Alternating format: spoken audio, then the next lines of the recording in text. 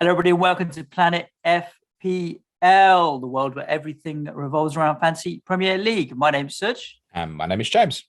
And Monday, no football to review, James, and still another way away before the deadline for game week 24. It's not even like it's this weekend. It's like mid next week.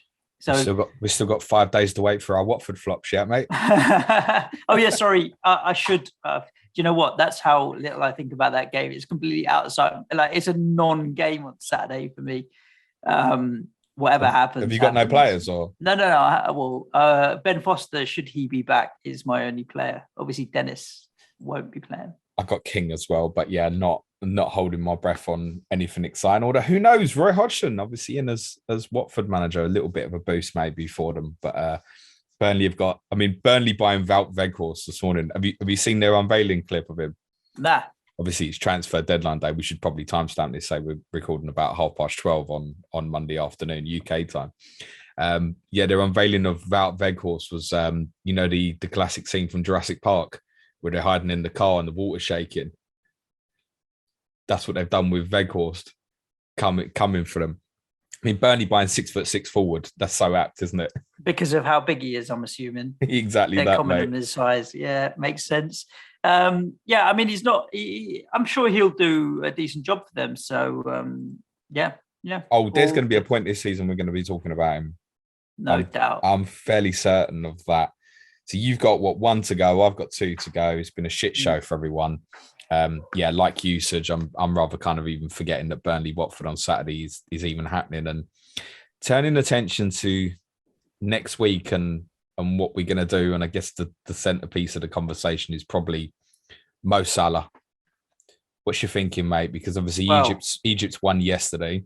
They're playing on Thursday against host Cameroon in the semi-final. Even if they lose, third and fourth place playoff is on Sunday. And I imagine even if they get beat, he's going to want the bronze medal, isn't he? Probably, if there's such a thing. I can't see Egypt saying, "Yeah, go home, Mo." That's the end of it. He's going to play on Sunday. He's just played 120 minutes twice. The good news is Liverpool don't play till Thursday next week.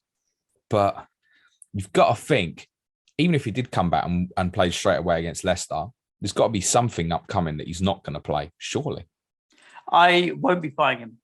For game week 24. I'm not going to make a decision on it till after the final, I think, because let's just say perhaps he does get a rest for the third, fourth playoff if they get beat on Thursday, then that would probably influence things. I think and I know plenty of people have obviously gone early to get him back, I really would be sitting tight. The other really annoying thing for next week is because it's a Tuesday deadline and Liverpool don't play on the Thursday, Jurgen Klopp's press conference will probably be on Wednesday. You ain't even going to get the information. You're relying on, hopefully, him giving some information on his thoughts, be ahead of their game against Cardiff in the FA Cup at the weekend. Yep. The deal breaker for me, James, boils down to City v Brentford, West Ham v Watford. And West Ham v Watford being on the Tuesday means that the question is, am I happy to captain Jared Bowen? More than happy to captain Jared Bowen. If I'm happy to captain Jared Bowen, then I don't need to rush to get Salah in. Should everybody else have had bad fixtures and Liverpool be up against somebody that I thought they would smash, I'd be influenced to say, yes, I do want to get him back. But I'll be more than likely captaining Bowen on the Tuesday, being that it's the closest game to deadline, hoping that I'll have the most up-to-date and accurate information on whether he is or isn't available. So, yeah, I'm going to kick it forward more than likely, unless there's some kind of news that makes me think, yes, no, I need to buy him. But I can't see that happening. It's the fear, isn't it? The fear of Mo Salah not having him, and if he goes off, Leicester aren't exactly great defensively, and it's Liverpool's fixtures afterwards as well. I mean, how long can you actually put it off for when it's Burnley in 25, Norwich in 26? You can't put it off for long, can you? 1 or 2 weeks. But, I'm very close to pulling my wild card out. So if I pull my wild card out this week, for example, then I will put myself in a position where my game week 25 transfer is literally get Mo Salah in for whoever. If I don't want to just get him. Are you not at that point going to want to buy like United or Brighton players, considering they've got the double now in 25? No, no. Okay. I'm just not that inspired by either. The options are either, really. So your plan's to wait a week. Who would be Yeah. the sacrifice for you then? That's a very good question. And if I You wildcard, need to think about this. no. If I wildcard, Then whatever. it'll be Jota. So I'll end up Trent, Robbo, Salah as my Liverpool trio, as opposed to Trent, Jota, Salah. I want to go a little bit different. So really, Jota's the one that will end up being sacrificed because I think for wildcarders, yeah, that's the way you'd be going at the moment. Is Robertson instead of Jota. I think the signing of Luis Diaz, who's an exceptional talent, puts enough probably fear in over Jota.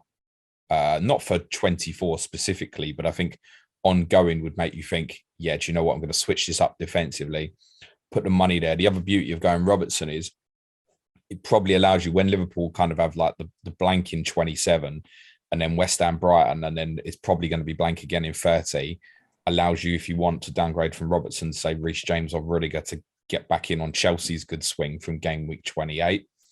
That's part in my mind at the moment, if I was to wildcard, which I'm certainly not going to at the moment, unless I walk into an injury crisis. I've got 12.3 million in the bank, Suj. Ready to burn and buy Mo Salah. I could go Jacob Ramsey to Mo Salah if I want and still have like 4 million knocking about. So pre-Egypt's winning, I think what I had in my mind strategy-wise was Bernardo Silva to Salah and Emmanuel Dennis, see you, mate, to Cristiano Ronaldo. And I'd still have about 0.5 or 0.6 spare or so. That feels like a pretty powerful -4. But yeah, a little bit like yourself, I'm looking at it and going, do I even captain Salah? Have I got any faith to put the armband on him against Leicester next week when there are good alternatives? I mean, Ronaldo and Fernandes respectively are away to Burnley. City have got Brentford at home, so those were the likes of De Bruyne, Foden, even Cancelo if you fancy it. As you said, I'm like you, I've got it bust on Jared Bowen at the moment at home to Watford, even those with Kane, maybe Southampton at home. There's a good chance Sonny might even be back, but I don't think you'd steam into buying him back. And I'm going to assume most of the listeners haven't held on. But those who have, yeah, listen, if he plays in the FA Cup on Saturday, Son at home to Southampton, he scored 5 against them last season, I think. So, I mean, that's the point as well. There are a number of good alternatives. And I think to kind of link the conversation, I've already put people's poll out for tomorrow. And I think we can say at this stage, one of the options is not going to win. So we can talk about it a little bit now, which is the idea to look at captaincy for the next 6 game weeks. And it does kind of revolve around the idea of Mo Salah a little bit in terms of whether we should be propelling him back in or not. The other 2 options, by the way, are our current chip strategy ideas and double game week potential weeks, which we can look at a little bit of what's potentially coming up now in the next few weeks. So in terms of 24, we said there's a number of different varying options. Now, 25, we've got the double for United Brighton. Where do you stand on that right now in terms of, say, Salah away to Burnley or Ronaldo or Fernandes against Southampton at home and Brighton at home? Salah. You'd go Salah over the United player. Mm-hmm. I don't think I could. I just, well, look, I mean, one of the things we're going to do on this episode is a bit of Q&A. We obviously don't have any games to talk about once we talked about captaincy. And the first question, James, comes in from Pep Roulette. And he just lists like Armand Diallo, Martial, Lingard, Van der Beek, Phil Jones, Greenwood, Dean Henderson, all no longer a part of the United setup all of a sudden. I just don't think that United are in that place where they'll smash Southampton or Brighton, and particularly Brighton. You've got Elanga part of the squad now. We need to consider a first teamer. Mm-hmm. You've obviously got Pogba's back training again now. Yep. And I think he'll probably come back into the team when ready to form a midfield 3 with basically him and Bruno Fernandes both playing as 8s. The same Paul Pogba who's out of contract in the summer. The same Paul Pogba's out of contract in the summer, but don't be surprised if he ends up re-signing with Manchester United by the looks of it. He says probably by the time this window goes out, PSG have bought him, but I doubt it somehow. I think in 2 home games for United and Southampton being the first, we know Brighton's tough, but I think you'd go with Ronaldo or Fernandes if you're sitting there, don't you?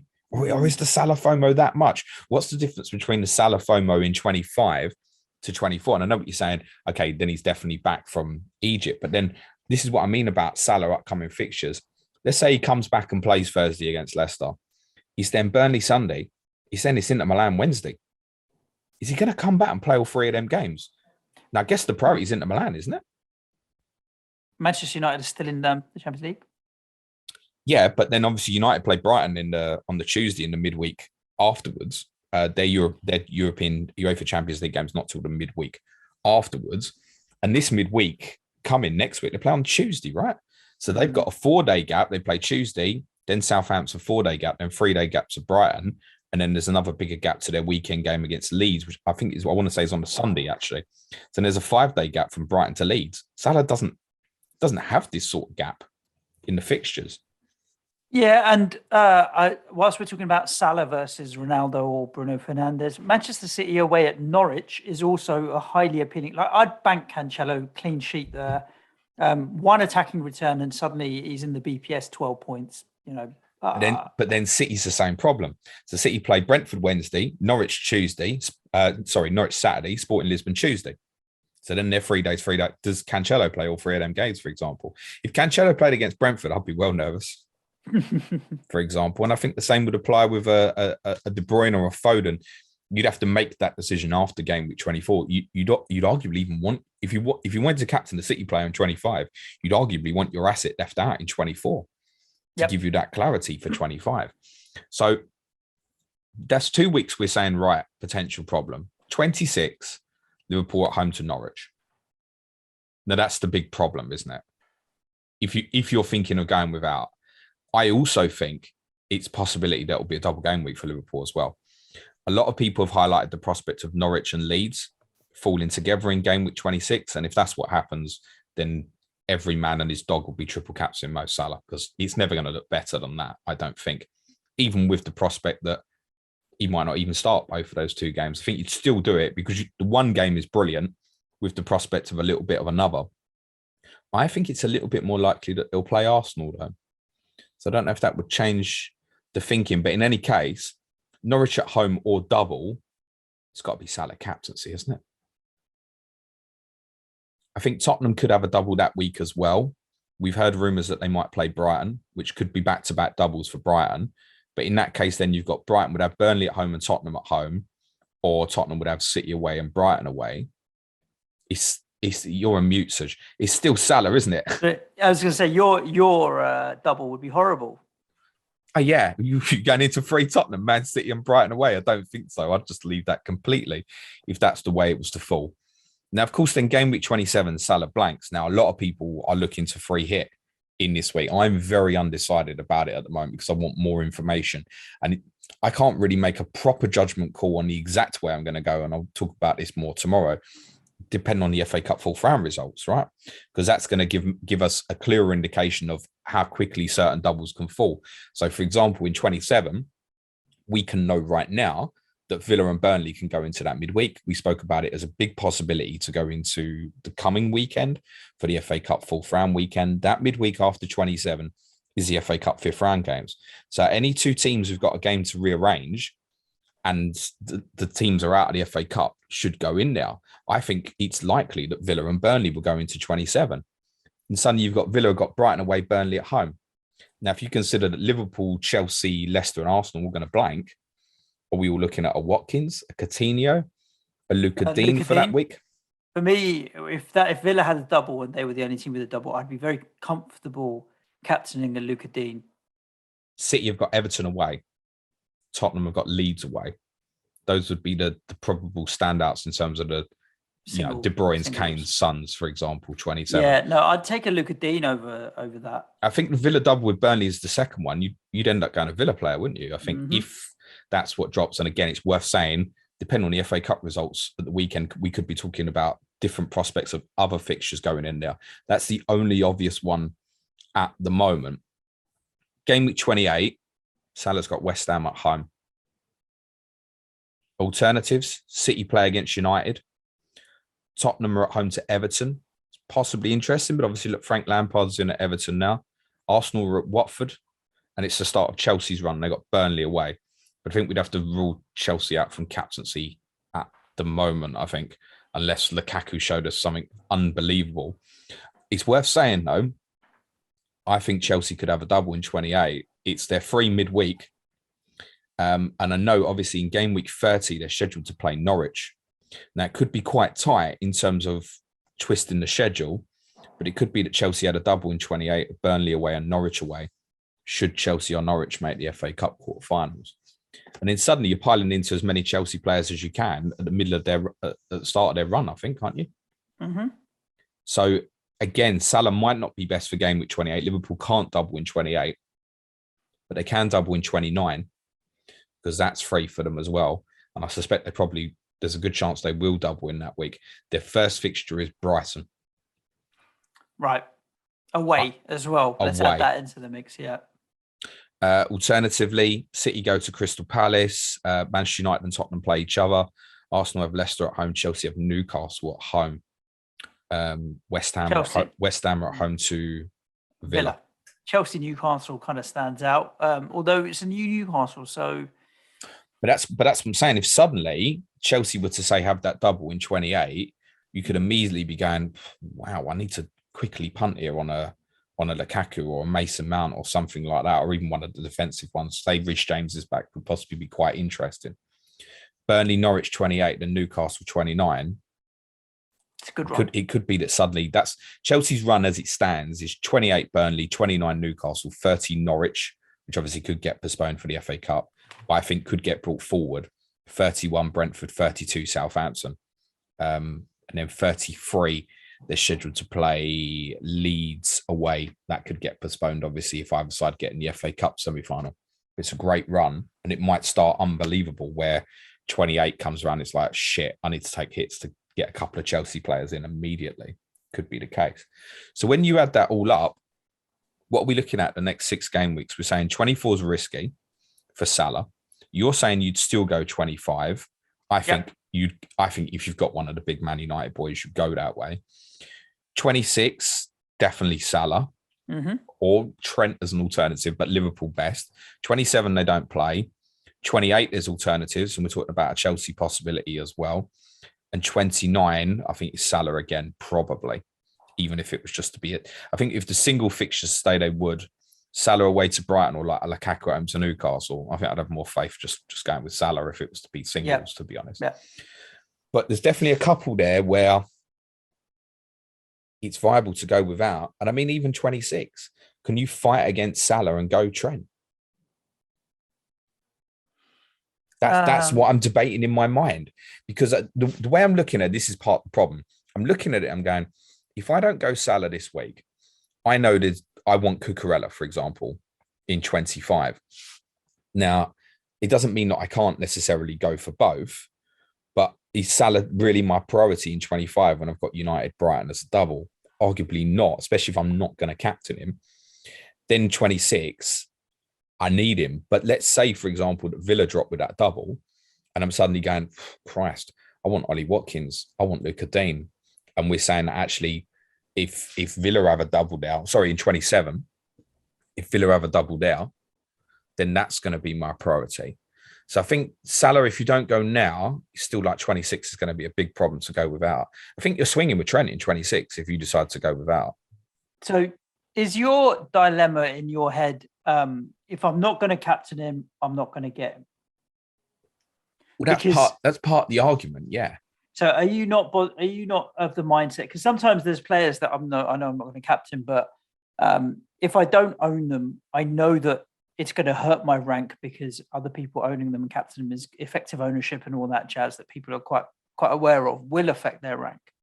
But the way I see it, it'll affect my rank more if I don't own them completely because I don't get any of those points. And Salah's such a points machine. So for me, it's like I'm trying to, the way you're going through your logic in your head, I'm also just thinking, even if I don't captain him, I'm still going to get him because I'd still rather have his points than not. And then of course, if I don't captain him, at least there's a downside, but the downside is not as big as it could have been. So had I not owned him completely, and at least then I have the option up my sleeve. Should my option A or B get injured, then I know like Salah is the ultimate safety blanket, isn't he? You just always come back, curl up underneath Salah's points and feel comfortable captaining many weeks. So I'm trying to figure out, are you saying that if you decide you're not going to captain him enough, you're just not going to get him? I think there's an argument for it. Now, historically tells me that if Liverpool have a double in 26, I've got to have him. Because I've been down that road before where I've swung with Mane against him in double game weeks and the pain. I mean, if he goes off, I mean, his effective ownership, let's just say it was Norwich and Leeds in 26. His effective ownership would be through the roof. It'd be over 200%. And actually, you'd only actually be winning if you triple captain him. And that would be the idea. There's not going to be much better opportunities than that, surely, even if you doubted if he was going to start twice. So one of the things I'm debating in my mind is if I go Robertson now, because my concern with this has obviously been the blocking. Go with Robertson now, make a decision on 26 if I'm going to move Jota to Salah and hold that money back. Because I do agree with you. I think if you're wildcarding now, I think Robertson's probably the way to go.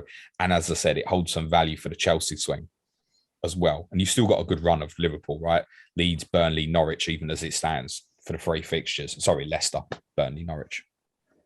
So that's one of the things I'm also debating. So it could be that Jota's my sacrifice. And sacrificing Jota rather than Bernardo gives me a little bit more wiggle room financially as well. Because I've had Jota nearly all season. I'm a bit loath to get rid of him, but I think the fact Liverpool have gone and bought Diaz definitely puts some question marks in terms of he's not going to just sit on the bench. He's too good a player. And it doesn't mean that he's going to go straight into the team. I think Liverpool have bought players in the past whom have been used sparingly in the first 6 months to a year or so, and then they kind of explode in year 2. And it might be similar for him, but he's definitely going to be getting some minutes. And we've got the Champions League restarting. So there's definite rotation coming anyway for the likes of Jota. Obviously, Firmino's fit now as well. So, yeah, I agree. Wildcard, it would be Robertson for me at the moment. I'm debating going that way myself now, which would mean holding Jota till 26, then going to Salah then. That's one of the things I'm weighing up. 26 is going to be a disaster without him. He's probably the thinking at the moment, but I don't think it's a necessity to have to buy him. We are looking at it and saying there's definitely alternatives in 24. I don't know if I'd capped him in 24, and I might still buy him now. Because my thinking could be the money's there, a little bit like you. I'd still want him as part of my team because I wouldn't want to lose out massively. I'm not convinced that his effective ownership is going to be over 100% in the next 2 game weeks anyway, especially if he goes into game week 24 with a yellow flag, which he might, and then 25 with United's double. I think the majority of players will go with a United player, be it Fernandes or Ronaldo personally, partly because the doubts about Liverpool and City and the 3-day turnaround of the Champions League games afterwards. Well, sir, you are the ultimate advocate of nobody's essential. So, I don't think he is. I think like he obviously has been this season. Even I have to concede that. But I do think it's possible for people to fight against. 26 is shut your curtains for the weekend if you're not there, though. That's the only thing. And listeners, of course, before the game week 24 deadline, which is next week Tuesday, we're recording a full pod next Monday. So we'll obviously have a lot more clarity around Salah coming back and where he's at. I think we might have some more fixtures by then as well, possibly. Oh, really?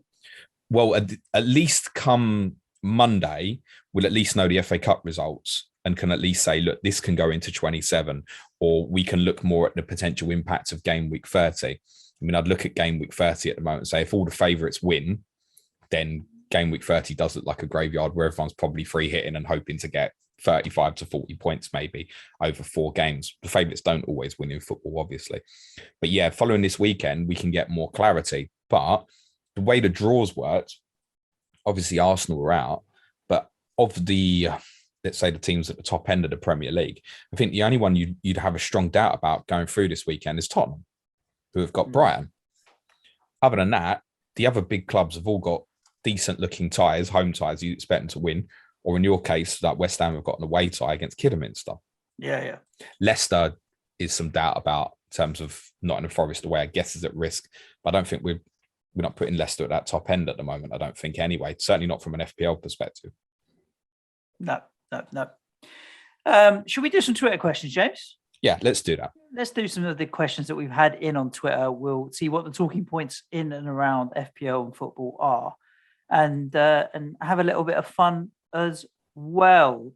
So coming back to the question that was top of the list, James, I'm going to go straight top to bottom, and I'm not vetting. I'm vetting them as I'm reading them, but I haven't pre-collated these questions. So there's a shock. When do we ever pre-plan anything? Curated, I should say.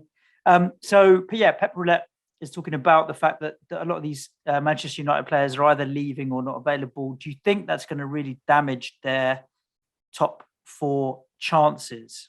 It's really difficult to say, right? Because we're recording on deadline day, and although it doesn't look like United are going to do any business, we know that like Barcelona are trying to flog Ousmane Dembele to everyone, right? Suddenly, if he goes down, how can they have any money? Who, United? Yeah. Why wouldn't United not have money? Because they're spending loads. On what? Well, in the summer, they dropped money on Jadon Sancho. Yeah, but mate, they've already made all the Ronaldo money back in terms of endorsements and stuff, mate. That will have paid for the Ronaldo and Sancho deals, mate. The amount of money it made them. So that's not a problem. Plus, what they make commercially, right? They're a different beast to Tottenham and West Ham, for example, in that sense. So they can drop money. Dembele, if he came in, I'm not saying he will, but he could be going somewhere today. It's probably just going to be a loan deal anyway. Cover the wages off till the summer because of how close it is to deadline. I don't suppose it's going to be Man United by Dembele for 50 million today. Don't see that at all. No. So yeah, United can get players in. I think we have to remember, like I said, we've got Elanga as part of the squad now. You got Pogba to be introduced back in as well. The system's a little bit different now, where they're probably, if you consider Fernandes more of a midfielder rather than a 10 now at the moment, you're talking about 3 attacking players rather than 4. We've still got Cavani there. They've got plenty of depth. Mate. I don't think the depth's not such an issue. But then, where do you see them in terms of top 4? They're well in. I think, honestly, and this is a personal opinion, and quite a few people are going to laugh. I think the system could really work for Pogba. And I'm not saying that from a fantasy perspective now. I just think him and Fernandes as 2 8s is what it's been crying out for a really long time. And they've kind of transitioned to this as a 4-3-3. Rangnick's even said that himself. And I think he could have a really big impact. I think United's next 5 games are Burnley, Southampton, Brighton, Leeds, Watford. Right. If they do really well in those, they're going to be at the front for top 4. Then they've got a harder run of fixtures. But United really, in terms of quality of the squad, should still be the team that do it. To be honest, United will beat themselves, I think, at this stage if they don't finish 4th. But we also know they're very capable of imploding and struggling against some weaker teams. Pogba as an 8 with Fernandes will add a different layer of creativity for them as well. We know his capability. I mean, what a player. Benny Blanco. When he decides he can be buffered. Benny Blanco wants to know if who wins game week 39 and why is it the North? Do you want to give this event a bit of a shout out that we're putting in Tootle up to, aren't we? Why is it the North? It's because me and you are in the South team. That's why it's the North. Benny messaged me and he said, I love it because he messaged me and he said, "What position do you play?" I don't play football, mate. I haven't kicked a ball in how long? Like, I genuinely. This is the thing. So he asked me the same question. He's like, Suj never responds to his DMs. What position should I put him down for? And I was like, I don't know, mate. Football, mate. Kit man or something. Like, he's it's like, no, seriously. I'm like, I don't know. Football, but I just don't play. Like, I haven't played football for ages. It's not that I don't do any other sports. I do plenty, but just don't play football like 5-a-side and all that. I haven't played for a good 6-7 years. So there's an event in Birmingham. It's on, what date is it? Saturday I don't know the date actually, is it? I'm just looking at the website. There's no date. Benny, there is a date. Saturday the 28th of May, which I think is the same date as the Champions League final. Finale, to say, I think. I've been holding off confirming to Benny for a couple of months because I kept saying to him, look, I might be in Albania that week for the Europa Conference final. I think I've finally had to give up that ghost that Tottenham aren't appealing, and that's not going to happen. So yeah, Saturday 28th of May in Birmingham, Castle Vale Stadium. It's an Astro pitch, Suj, I think. So I don't think you need to buy football boots, but buy some Astro boots for God's sakes. Team North versus Team South. It's built up. Members of the FPL community are going to have a charity match against each other to raise money for Street Child United, which is to help young kids, I guess, around the world who suffer from being homeless, essentially, and to try and help them and protect them in their lives and give them new opportunities. So it's for a great cause. Tickets are now on sale. They're £5. You can also donate even if you're not going to be available, but it's going to be an absolute riot and a car crash. Yeah, why are North favourites? Because me and Suj are playing for South. That's exactly I can tell you where I'll be playing. Benny said, where do you play? And I said, I invented the Cloud Makalele role, mate. Stick me there. So if they let me get involved with the tactics, I think we've got a chance because I've got a plan, but I don't know if that's going to happen or not. Okay, well, we shall see what happens with that. Our Everton correspondent, Sean, Spirit Blues. How long can you sing Super Frankie Lampard before you lose your voice? Do you think he's happy about the appointment of Frank Lampard? I think it's a good appointment for Everton. I think there's a few that are obviously they're going to bite about his spell at Chelsea and stuff, and that's understandable. But I think with what was available for Everton, I think the situation they were in, they had to get someone in who knew and understand the league. They do also they've invested in some young players recently, like Patterson, for example. They have the likes of Gordon breaking through. I think one of the things Lampard obviously did show in his spell with Chelsea in terms of developing youth and stuff is good. I think the fans will get on side. It's a name that they can get behind. I think the next 2 games for them are absolutely critical. And if it goes badly, the kind of uplift they've had, considering it's only last week that they were all protesting outside the ground, even after Benitez had been sacked, that will soon dissipate if they lose to Newcastle and lose to Leeds. Christ almighty, if they do, they're in trouble. But I think it's a good appointment for them. I'm pretty sure that it'll get them out of it. If they keep Calvert-Lewin and Richarlison fit, they've got the firepower to win football matches. Sure. And I'm pretty sure that they will. If they lose those 2 games, there's always a point at which a club will be like, all right, we're highly likely to go down this year.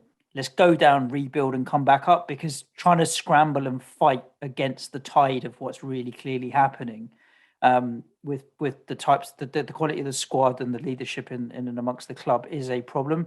I feel like Everton are getting more and more towards that point where it's a vicious circle and it's getting worse and worse. And sometimes you just have to accept it and rebuild, which will be an absolute shame. We know they've got a bit rebuild anyway because they're struggling to comply with FFP as it is. We know that they're obviously investing money off the stadium to help the growth of the football club. We said this on a podcast we did, I think, early in December, Suj, about FFP and who was struggling, and we highlighted them as in a really bad place. And I said it then and I'll repeat it now. I think Everton fans, unfortunately, are in for years of pain. The priority right now, honestly, as much as they won't want to hear it, I think they'll be in agreement. Just got to keep them up. I think most Everton fans, if you said to them now, you're going to finish 16th, I think most Everton fans would take that. Just stay up this year. Try and invest in younger players in the squad. Get some of the kind of assets out of the clubs. It might be you need to move on a Pickford, a Calvert-Lewin, Richarlison. Invest in good younger players and build a new identity and start from there. That's what they need to do. They've wasted so much money in the transfer market over the last 5 years. It's makes your jaw drop when you look at the play. It's not even what they've spent. It's what they've spent it on. It's just been so shite. Pierre wants to know if you think we'll get any game week 25 or 26 fixtures before the 24 deadline. You said probably earlier. So is that a yes?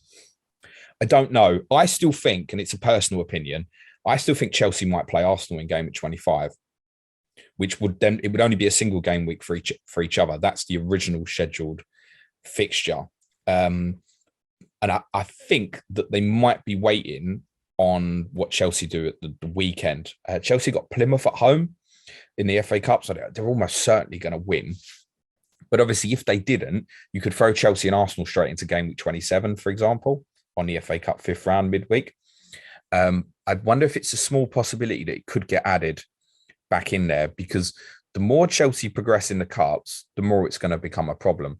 I'd say Chelsea doubling in game week 28 is a strong possibility, with or without that Arsenal game possibly going into 25. And the reason, obviously, why the Arsenal game would be okay, you haven't got to worry too much about the fans if you announce it at just over a week. Say they announce it on next Monday and the game's going to happen the following Wednesday. From a perspective of the fans, the majority of both clubs obviously live in London, right? It's not a big journey. It's the sort of one you could get away with at really short notice. But the fact that they didn't just say in the first place, look, this is going to be the Wednesday afterwards. Chelsea's Club World Cup final game, assuming they make the final, would be on the Saturday of game week 25. So look, could they play Arsenal on the Wednesday? Yeah, I think so. I wouldn't rule that out. I don't expect anything else to go into 25 now. We did think Watford Palace was going to go in there, but the fact there's been no announcement doesn't make me think that there's suddenly going to be one. 26, I think Monday. I think we could get announcements Monday. Wait for them FA Cup games to be done. You and I record a podcast on Monday morning and it becomes out of date by 5 o'clock in the afternoon. I think Liverpool will probably double in 26. I think Arsenal are their more likely opponents. And we've heard strong rumours Brighton Tottenham might go into that game week as well. I think we could get further announcements for further down the line, like 27, 28 as well, prior. But considering they can add more fixtures to game week 27 if they wait beyond the weekend, it feels more likely to wait now till next week, I would say. But I'm hopeful we might get something Friday, probably, if it is this week. Suj, you're on mute again, mate. Sorry, mate. I'm trying to save your life with clicks and all the rest of that kind of stuff as I'm going through the questions. Does it mute on Zencaster as well? Yes. Oh, that's good. All right, wicked.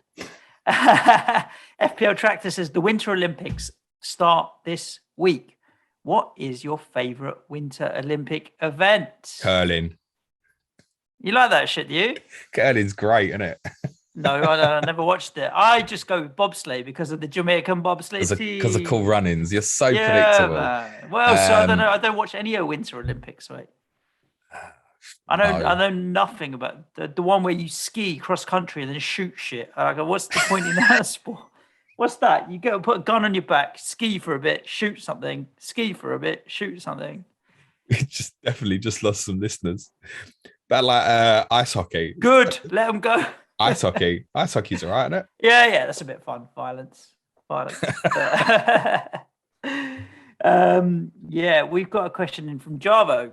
Is there a better solution than VAR? It seems to have moved the ambiguity from the ref on the pitch to the ref on the byline. It was interesting. I was watching, what game was I watching on the Saturday in AFCON?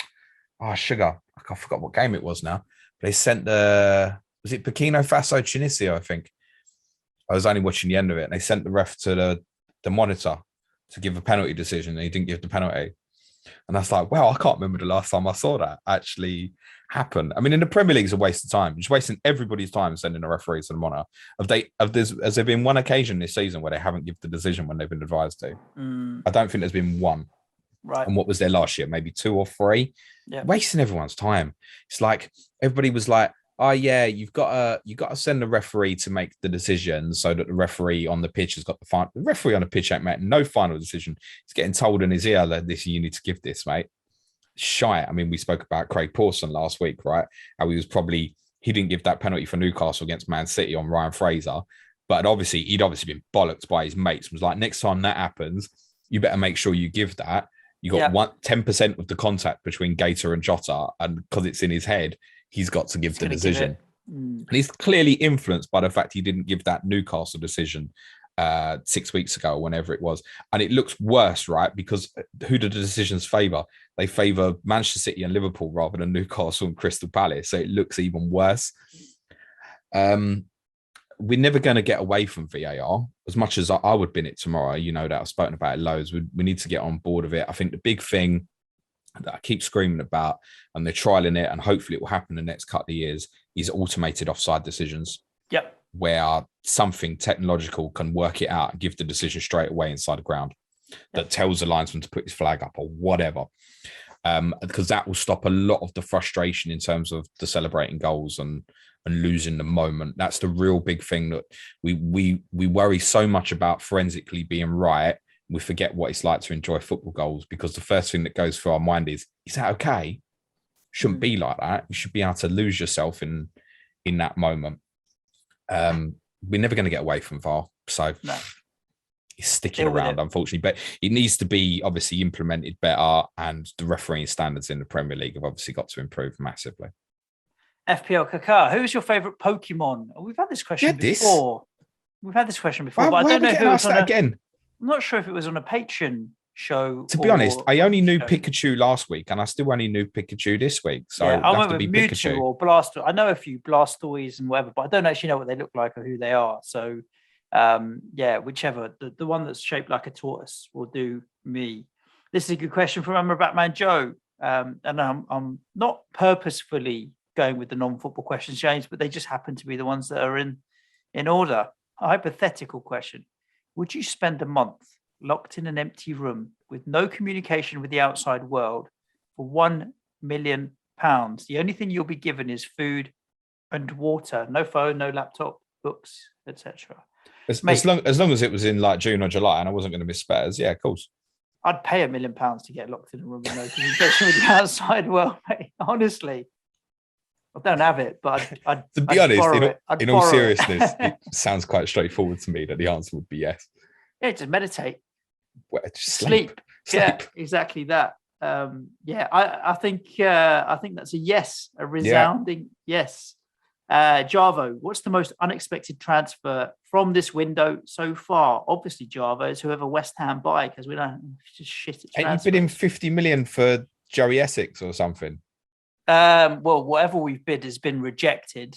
We're the masters of a rejected bid, I think. So you know what? Let's not talk about a transfer window because it's blatantly going to be out of date by the time we publish exactly. this. Most shocking transfer is Callum Chambers going to Aston Villa. Just because it was the same as the Danny Ings in the summer. It was like there wasn't Callum Chambers is in talks. It was Aston Villa tweeting and going, bang, there's a new signing. So yeah, what did they pay? Like a packet of dry roasted or something like that, wasn't it? I think like it could rise to 2 million for Arsenal or something, but there's no fee. He was out of contract in the summer, wasn't he? So right. I think Arsenal just let him go and implemented certain add-on clauses. They make certain appearances or something, they'll get a certain amount of money. I think that's what's happened. But yeah, the journalists doing the business for Villa and digging either need to up their game or Villa are doing their business properly. I mean, the amount of rumours you get spread around, I know a lot of it is clubs drop stories for their own benefits in terms of, we're trying to sell this player, the clubs will leak that kind of thing. And agents, obviously, we've spoken about this in terms of like Newcastle fans, be careful with who you're getting linked with because every agent is going to try and sell you their footballer at the moment in the media. But yeah, Villa it'd be so, I remember like when Tottenham bought Klinsmann in 95 and going on like the old CFAX teletext page 302. Klinsmann signs for Tottenham, and there was nothing. Like, missed them days. If something just dropped today, like incredible, and you were like, "Oh my god, what's that?" Like, Liverpool dropped 100 million for Dele Alli. Everyone's happy. Not quite. We have a number of transfer window related questions, James. You want to? Should we do a transfer special? Or we're doing it on Patreon tomorrow, but go on, throw them in anyway. What are your thoughts on Spurs' new signings? These are the lads from Juve. Yeah, quite happy. Kulusevski is a talented player. He's only 21. It's not really worked out for him at Juventus. I actually think he's one of the few signings coming in this window where his FPL price might be quite interesting. If it's in and around Lucas Moura's value, honestly, he'll be one to not go and buy it, but he'll be one to keep an eye on for future game weeks. Bentacor was a player we had to get, that kind of type of player, because if Conte was looking to play 5-3-2, we've only got 3 midfield players, considering he wants to get Ali, Lo Celso and Ndombele out the door. So he had to get a fourth in. Kulusevski gives cover in a lot of positions. I think it's decent business. The thing is, people go mad, right? So the majority of football fans, when that window closes today, other than Newcastle, Villa and a couple of others, the majority of fans are going to be really disappointed. But it's the same every January. How difficult it is to buy good footballers in this window. Nobody wants to give up their best players. The only way you're getting good players in this window is if you bully someone who needs the money. That's it. And often you're overpaying for these players because of that this time of year as well. So I think Tottenham's window this month was more about actually getting people out the club than in, because I've said several times, Tottenham can't actually buy players unless they get players out the football club. So I think if it's just as important that Tottenham get out the players that Conte wants to get rid of. A few of them are going to go. I think the signings are okay. They're fine. You're not going to get signings that are going to set the world alight in January. It was obvious Liverpool were going to go and buy Diaz in the summer. Tottenham's interest forced Liverpool to do the deal now. Otherwise, he wouldn't have been joining Liverpool till the summer. And we have another question coming in from Duncan Rob Jones, who says, what's your thoughts on the Newcastle signings? They've done good business quietly. I think Dan Burn was a good buy. I think It's not official yet. He's not at the time of recording. Today. I think Matt Targett's having a medical there on a loan deal as well from Aston Villa. Okay. Yeah, I mean, if Luca Dean's come and nicked his spot, and they're trying to get the forwards, Etiquette, is it? Who you were linked with as well? Trying to get him over the line. But yeah, I mean, we knew Newcastle was going to do business. I don't think anybody... They've done good business. They haven't gone stupid and... No, well, I mean... They've been sensible. They've done okay. I can't profess to have actually seen Bruno Guimaraes play, but the people who have and the opinions I trust rave about him. They're like, he should be playing for a Champions League team. So, I mean, of the signings, he's the most exciting one. I think I'm really keen to see in the next couple of weeks. I don't think anybody at this moment thinks with this business done that Newcastle are going down, do they? No. I think they're going to be okay. Which is the sort of thing it makes Everton fans even more nervous, because then you say, well, if Newcastle staying up and Newcastle playing Everton next, then it's Watford, Burnley, Norwich. You've got to finish above all of them. Watford might have an uplift with Roy Hodgson. Norwich, we've seen a changed system, and I don't think anybody really truly thinks that Norwich are now going to be okay suddenly because of 2 back-to-back wins, but they've given themselves a real good chance. And Burnley, we're just accustomed to them getting out of it, right? So, but I don't think anybody, if you said now, predict your bottom 3, I don't think anyone's saying Newcastle at this moment. We've got a question from Eric Nez Ernstadt.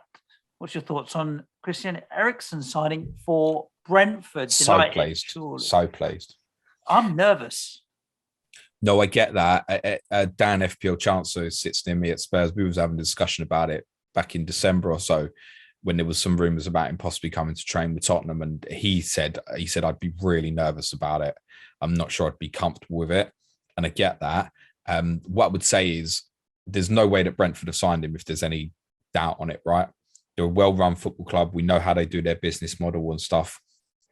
It gets them great experience in the door.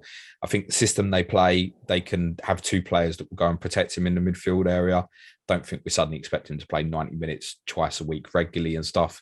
It's a great addition for them. He brings quality. He brings experience. He knows the league. So in terms of, he knows the city. So in terms of Justin, all these things are really good for Brentford. It will be great to see him back. Great. I saw someone post and said it's the best story of the window, and I can't argue that. Yeah, for sure. And touch wood that he stays healthy and what have you as well. That's my biggest thing is, I'm so happy for him. Just wanting to stay fit. FPL Fiddy, describe your FPL season so far with a movie title. I was debating this one, James. I'm just thinking whether to go with Scream, Scream 2, Scream 3. We've got Scream 4 nowadays, haven't we now? I was thinking Usual Suspects. That's true. Maybe. Mo Salah and Trent rising to Mo the Salah top, as always. And the Usual Suspects, yeah. Yeah, I quite like that one, James. That's a good answer. The Usual Suspects. We have a question coming in from the 12th man. If you were starting your podcast from scratch, which 3 tips would you follow off the bat? Don't be anything like us. No, in all seriousness. You can't give yourself that advice. In all seriousness, don't try and copy anyone else. Be yourselves. Do it for the enjoyment in the first instance and only for the enjoyment. Make it something you like. There's a one question I regularly get is, starting a podcast, what shall I do with it? I'm like, what do you want to if you do don't with it? have if you don't like it, how's anyone else going to like it? Yeah, you need to know that answer before you start. Mine's always make sure that whatever you're doing, you're willing to go 50 episodes in before you sit back, judge whether it's been successful or not, because it takes that long to find your rhythm and find your feet as well with it. And so I'd add to what James said there. And the second it feels like work, something's going wrong. David H says, Neighbours or Home and Away when you were kids? Neighbours. Oh, Neighbours all day long, mate. Yeah, I watched both though, but Neighbours was if I had to miss one, if you said to me, right, you've got to do your homework, you've got to miss one, I'd miss Home and Away. Brilliant theme tunes as well, right? The both of them. Do you want to sing them or? Nah. Hold me in your arms. Nah. Sorry, listeners. Yeah, but I've always wanted to go to Lassiter's. FPL Pulga. If Donnie Paul Robinson died about 20 times. Is he still going? Probably. He is the dirty den of TV, and Dirty Den in EastEnders used to die like 10 times in EastEnders. If Donny van der Beek goes to Everton, what are your thoughts on him as an option in FPL? Would you pick him over Gray? Not until I saw something that made me convinced. I mean, I wouldn't go anywhere nearby an Everton asset. I think if you've got at the moment, it's okay with it. Like, I've got Calvert-Lewin. It's okay the next couple of weeks, but investing in them new, nah, would not be looking at them at all. So you've got time to assess that. Let's have a look here. Craig says Elanga at Manchester United. Perhaps I've been under rock, but he seems to have come out of nowhere. No, mate, you have not. He has come out of nowhere, hasn't he? Really. He scored on the last day of last season. I think it was a player that people were aware of. I just don't think anybody expected that he's suddenly going to be in a position where he is genuinely putting himself in contention to be a regular starter, especially off the back of the news that everyone's aware of from yesterday as well. What is he, 4.8 or so in FPL? That's the thing, 4.8 with 2.2% ownership. He's one definitely to keep an eye on. Absolutely. I wouldn't hate if someone said I want to punt him for the next 3-4 game weeks. I wouldn't hate anyone doing that. Because if you're wrong as well, you can bench it at that value if you've got the cover. So I wouldn't mind if someone were to punt it. Good player. I was really impressed with him at Villa, particularly first half. He had more drive than I'd seen from a lot of United's wide players in that particular game. Yeah. FPL Canada, whose minutes are at risk with the Diaz signing at Liverpool?